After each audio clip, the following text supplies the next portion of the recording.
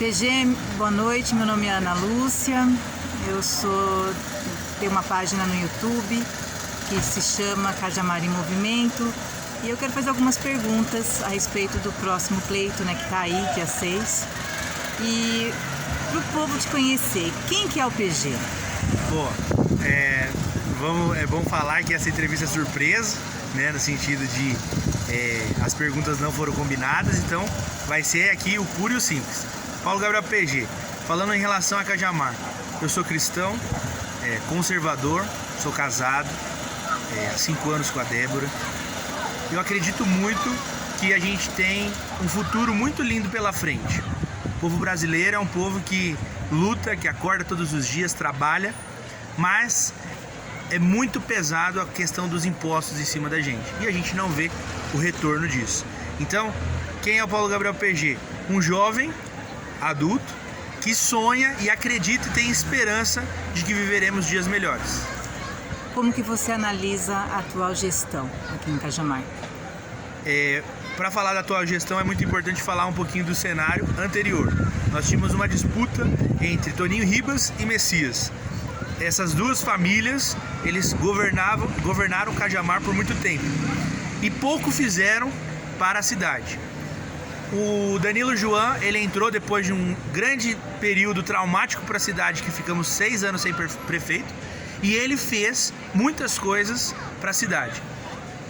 Eu acredito que tem como fazer mais e tem necessidades que precisam ser olhadas com um carinho especial, e é muito importante agora a gente continuar o trabalho do Danilo Joan com o Cauã e colocando novos vereadores para poder refrigerar a máquina pública e a gente trazer novas ideias, tecnologia para a cidade.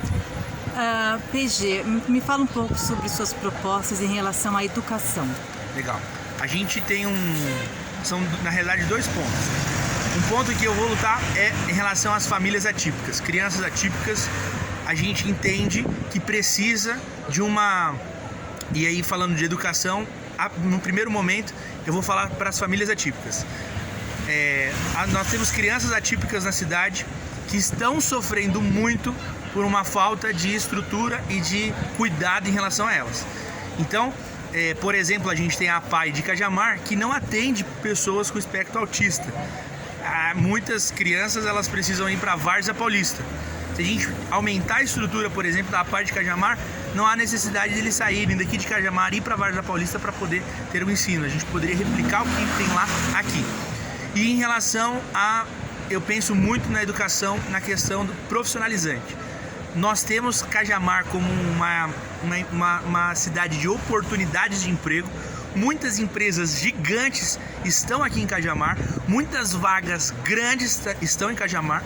Enfim, vagas tem de trabalho. O que falta é qualificação, profissionalização.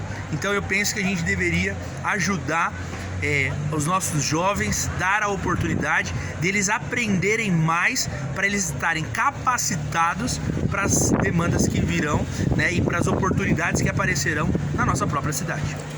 Cajamar é um grande centro logístico, isso a cada ano é visível, várias empresas dessa atividade vêm aqui para a cidade. Qual a sua proposta para estar diversificando as atividades aqui na cidade? Cajamar, junto com Jundiaí, é o maior polo logístico da América Latina. E que foi o que eu disse anteriormente, as grandes empresas estão aqui em Cajamar. A gente entende que as vagas, elas precisam ser preenchidas por munícipes da cidade também. Isso vai ser bom para a cidade.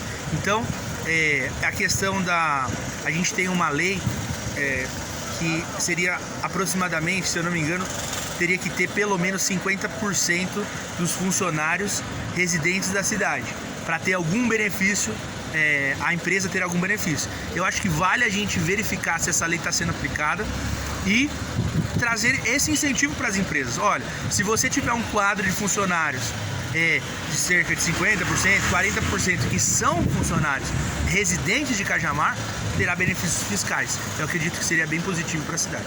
Tá. PG, você é do Partido Novo, e o Partido Novo até o pleito anterior não pegou, vamos dizer assim, o fundo eleitoral.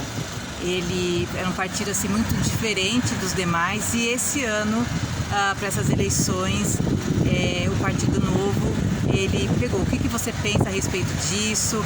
Você concorda, né, com essa nova posição do partido? Enfim, qual que é a sua opinião?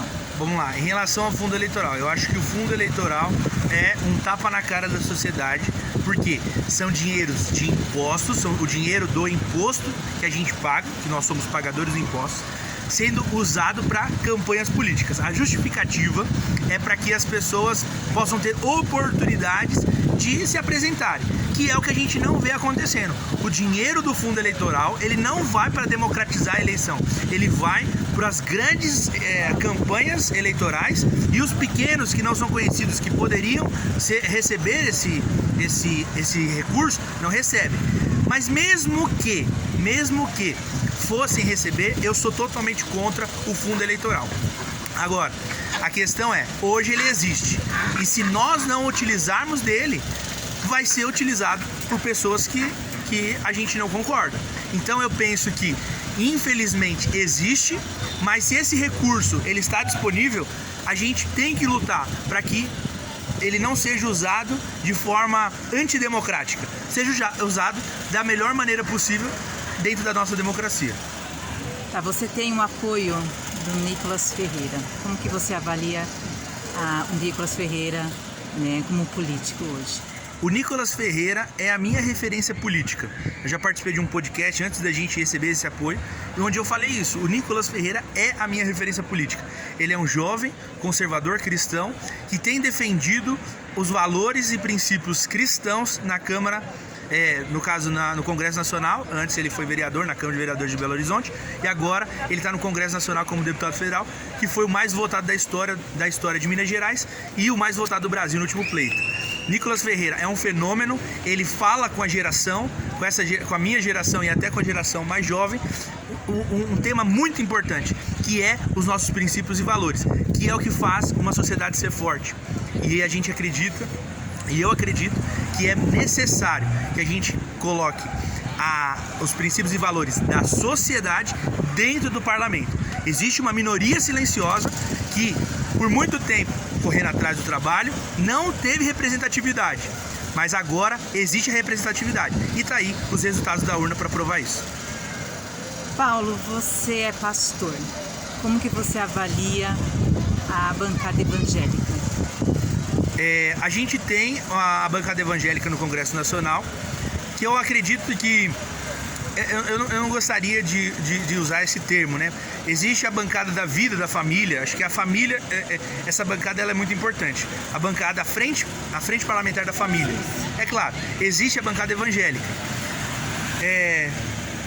Eu acho que é necessário ter representantes de todos os nichos, inclusive a bancada evangélica, que representa um público evangélico.